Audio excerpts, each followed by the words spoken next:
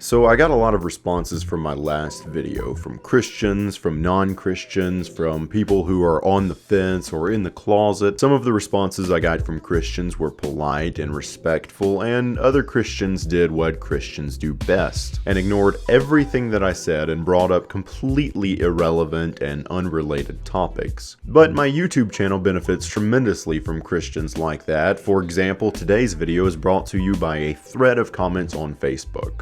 One Christian invited me to church, and I responded by saying that I would absolutely go to church if someone could provide me with the proof for the fundamental claims of the Bible.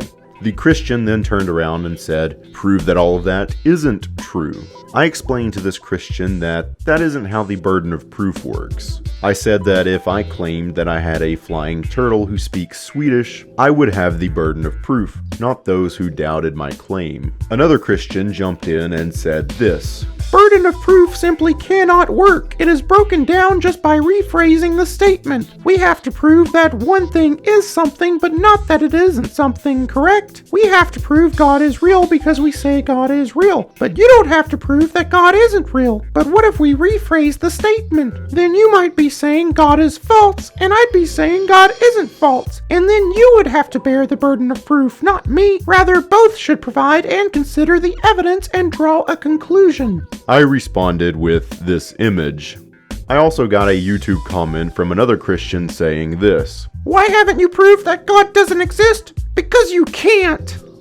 This sentiment is something that I hear from Christians very frequently, and I don't understand why. Prove that there is no God. It's such a popular argument, yet there is very little to say about it. But since it's used so much, I guess it's worth addressing. The first problem with the argument is that it doesn't even apply to me. It's arguing against a position that I don't even hold. The Christian on Facebook asserted that I have the burden to prove that God is false. The Christian on YouTube assumed that I was trying to prove that no God exists. And many more Christians have accused me of believing that there is no God and trying to prove that there is no God. That isn't my position, and those aren't beliefs that I hold, and I have never tried to prove that there is no God. I have an entire video explaining my position on this subject. The title of the video is "Maybe There Is a God." If you go to my channel, it's hard to miss, and it isn't clickbait. That's my genuine position. I don't believe that gods exist, but I also don't believe that they don't. I am simply withholding my belief on the subject until there is compelling evidence one way or the other. Currently, there is no evidence in favor of the existence of gods, and I don't even know if it would be possible for there to be evidence that gods don't exist, even if it was the case that they didn't. It very well may be that it is unfalsifiable. And since there's currently no evidence one way or the other, I'm not trying to prove anything. I'm not trying to prove that gods do exist, and I'm not trying to prove that gods don't exist. There is nothing to prove at this point in time. And that is my position. And if you try to represent me any other way, you are misrepresenting me. If you claim that I believe there are no gods, or if you claim that I am trying to prove that there are no gods, you are being dishonest. If someone had never watched my videos or had never had a conversation with me, it wouldn't be a big deal if they assumed that I believed something that I don't. I would just correct them and we would both move on. But there seems to be a pattern, a habit, a tradition seemingly from a large number of Christians who watch my videos or have had conversations with me. They've heard what I had to say, they've heard me clarify my position, and yet they directly turn around and leave a comment or post something on social media or tell someone else that I believe that there is no God, or that I'm trying to prove that there is no God, or something else that completely contradicts what they've just heard me say. Now, it's possible that some of these Christians are just terrible listeners. Maybe what I say just goes in one ear and out the other. But if that's the case, that's just sad. It's pathetic if you can't or won't listen to someone simply because they don't share your specific worldview. If you literally can't even process the sentences that someone is putting together just because they don't share all of your little beliefs, then you are dangerously closed-minded. And if any of this is piercing through your thick skull, I would highly encourage you to take a step back and reevaluate all of your beliefs and your whole worldview. because you haven't been keeping it in check. I don't doubt that this stubborn closed-mindedness is the reason that some Christians have misrepresented me, but I don't think it's the only reason, or the reason for most. For some Christians, I think it is gravely intentional. There are Christians who I have talked to time and time again, getting extremely personal and in-depth about everything, and they've watched all of my videos, and they still proceed to strawman my position. They know very well what my position is, and yet they continue to lie about me and about other non-believers to their family, to their friends, and to the entire internet. DallasWade believes that there is no God, and atheists are trying to prove that there is no God. Now, people will argue over the definition of atheist and atheism, and that's fine, but the generally accepted definition, and the one in the dictionary, and the one that most self-proclaimed atheists use is this: atheism is the lack of belief in gods. That's the definition that I use. I think it's the most practical, and it's the one that most people use, so it's convenient and respectful. But other people, mostly religious people, want the definition to be this: atheism is the belief that there are no gods. If that's the definition you want to use, then I don't fit it, and neither do the vast majority of people who call themselves atheists. So it isn't very practical or respectful. I personally don't care what definition you use. If I fit your definition, then I fit your definition. But if I don't, then I don't, and don't try to make me or anyone else. But Christians will, and Christians do. It's almost as if straw manning is part of their religion.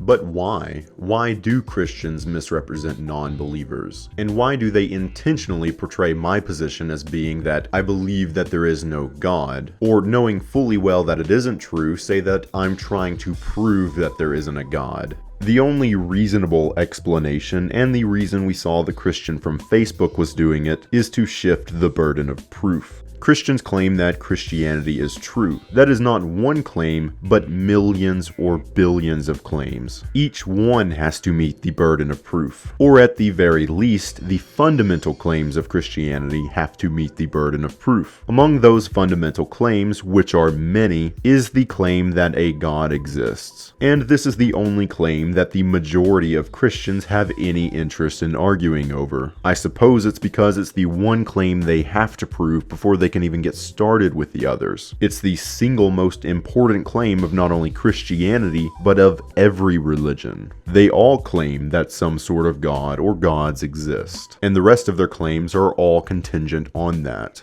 And I'm not saying that there aren't any gods. I'm just challenging religious people to prove what they claim is an absolute fact of reality. But they can't prove it, and they don't want to admit that they can't prove it. So an easy way out is to misrepresent my position so that I have the burden of proof and not them. And as we've seen, that's exactly what they do. You believe that gods don't exist. That's a claim, so now you have to prove it. Now, it is true, if someone were to claim that gods don't exist, that would be a claim and they would have the burden of proof. But as I've already clarified, that's not my position. And I also don't believe anyone has or even can prove that gods don't exist. It very well may be unfalsifiable. But even if someone out there claims that gods don't exist, if you claim that gods do exist, you still have the burden of proof along with them, but you still have it. You still either have to cough up some evidence or admit that you don't have any. I don't have to prove that your claim is false, you have to prove that it's true. Whoever is making the claim has the burden of proof. If I claimed that I had a baby rancor, I would have the burden of proof, not those who doubted my claim. And if I never provided evidence that I had a baby rancor, nobody would have to prove that I didn't because they never had a reason to believe me in the first place. Whoever makes the claim has the burden of proof.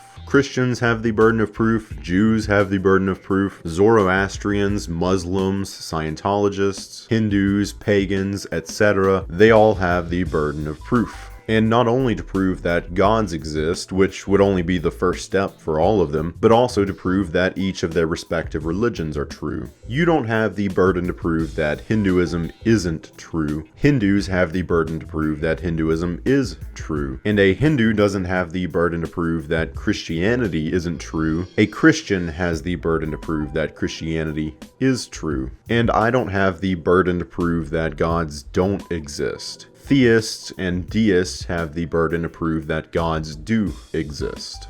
Basically, you say it, you prove it, and if you can't, I don't have to disprove it. It's a very simple rule of logic, but when you're indoctrinated deeply enough, you overlook simple stuff like that. I used to be like those Christians on Facebook. I would go around saying, nobody can prove that there's not a God, without realizing that nobody had to. I had the burden to prove not only that there was a God, but also all of the fundamental claims of Christianity. And I couldn't prove any of it, but I was trained my whole life to believe that I didn't have to, because it was all of the non-Christians' job to prove that it wasn't true. That's what I was brainwashed to believe without realizing the hypocrisy and dishonesty of it. I didn't believe that Hinduism was automatically true until someone proved that it wasn't. I didn't believe that Islam was automatically true until someone proved that it wasn't. I didn't believe that cow dye was automatically true until someone proved that it wasn't. I just believed it about Christianity. That's hypocritical.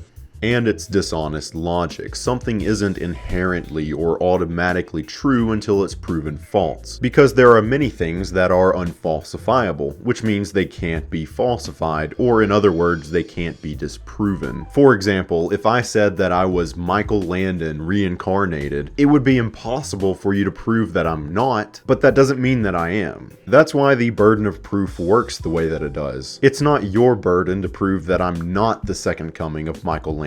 It's my burden to prove that I am. Whoever is making the claim must meet the burden of proof.